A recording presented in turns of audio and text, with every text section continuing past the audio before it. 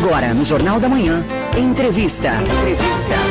E a semana passada fechou com uma notícia que abalou investidores de uma famosa marca de redes de lojas nacional.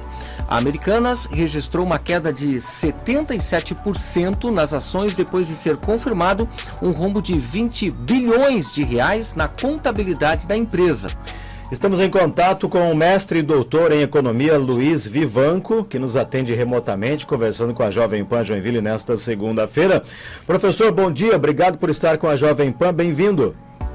Bom dia, obrigado pelo convite, é sempre um prazer estar contribuindo com vocês.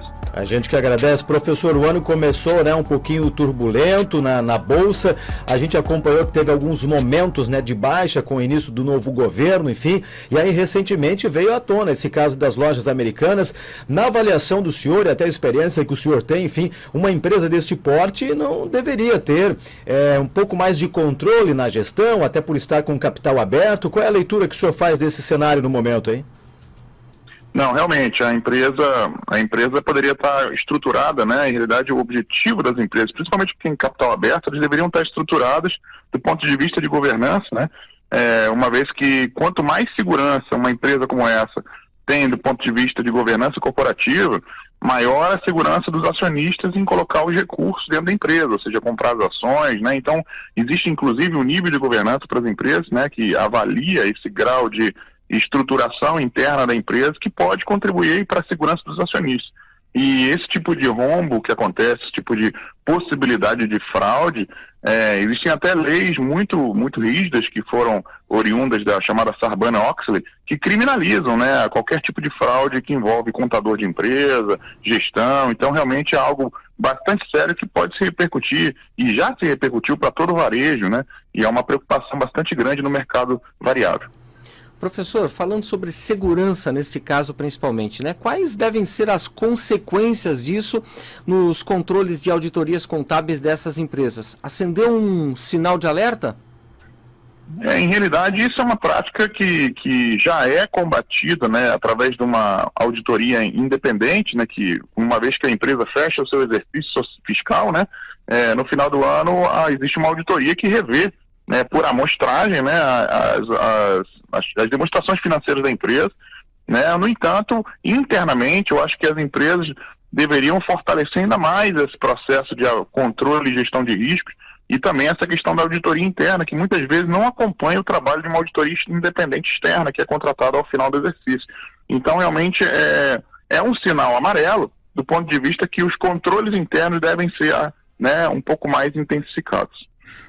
Professor, para o investidor, qual é a orientação do senhor mediante este fato, mediante a esta realidade atualmente? Qual é a grande lição que fica para o investidor vendo todo esse cenário no início de 2023, hein? A ideia é que cada vez mais os investidores devem se procurar, inclusive, conhecer um pouquinho mais da contabilidade empresarial, Eu acho que de fato, depois do fim do finalzinho da pandemia, acho que é importante os investidores buscarem o conhecimento do ponto de vista contábil, entender a leitura de uma demonstração financeira da empresa, uma vez que isso é uma sinalização dos fundamentos na contabilidade, se estão robustos da empresa ou não. Não se dá mais para investir por sentimento, a ideia é investir com um fundamento contábil que justifique o posicionamento de recursos nessas empresas. Ou seja, não só atuar com a sensibilidade, e também olhando o cenário, mas também tendo fundamentos de contabilidade que amparem essa percepção de que pode haver um risco na gestão. Professor, entrando um pouquinho agora na área política, como é que o senhor avalia esses primeiros movimentos do governo na economia, Eu sei que ainda é cedo, mas alguns desses sinais que possam direcionar como será esse ano, até para programar investimentos? Eu acho que essas movimentações iniciais desses primeiros 15 dias, são movimentações muito preliminares para tomar alguma decisão como investidor, Mas a gente vê uma movimentação, uma certa, vamos dizer assim, uma certa movimentação na área de previdência. Do ponto de vista governamental, eu acredito ser muito cedo ainda para mexer com qualquer tipo de previdência, ou também alguma reforma tributária nesse primeiro momento, uma vez que nós estamos em momento de transição de um governo anterior para esse, Então a ideia, primeiramente, seria consolidar, né, a credibilidade, né, para depois, a partir do terceiro trimestre, aí sim, propor uma reforma tributária do ponto de vista federal, né, uma vez que as duas reformas iniciais de tributária federal e estadual, eu acredito não ser concebível nesse primeiro momento, né? O ideal é que isso aconteça gradativamente, ou seja, primeiro a federal, depois a estadual. E o tema de previdência é um tema que algumas colocações têm sendo colocadas no mercado, né, são bem sensíveis, uma vez que movimentam aí com uma série de recursos de muitos trabalhadores brasileiros, né? Então, na realidade, isso é um ponto ainda, na minha opinião, um pouco, né, que precisa ser trabalhado no longo prazo, e não num primeiro momento de transição do governo.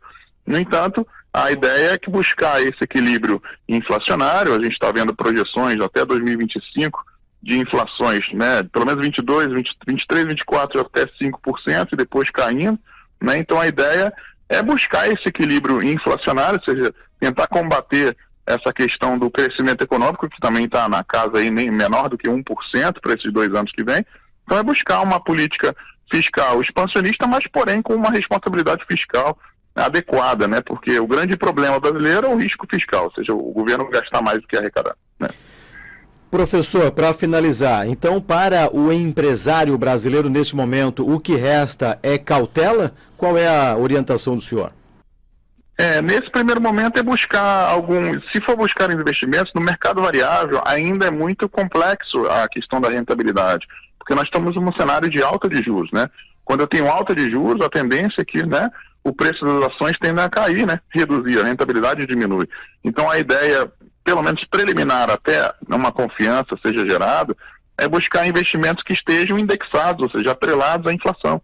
Ou seja, à medida que a inflação aumente, você não vai ter perda de reais, ou seja, o rendimento do investidor acompanha, né, os índices de inflação, e não um pré-fixado, uma vez que a inflação corrói a rentabilidade do título pré-fixado. Então, a busca de títulos indexados à inflação, talvez algum posicionamento na carteira de investimentos em dólar, né, uma vez que quando o real cai, o dólar sobe, né? Então, na realidade, você tem aí um equilíbrio da sua carteira para que não haja perdas.